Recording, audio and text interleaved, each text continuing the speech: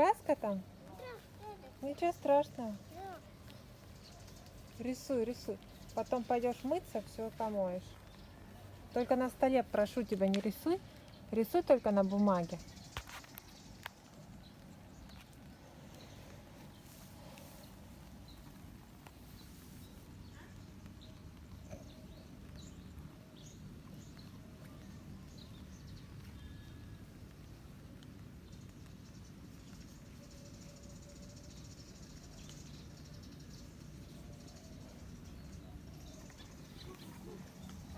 Красиво получается? Да?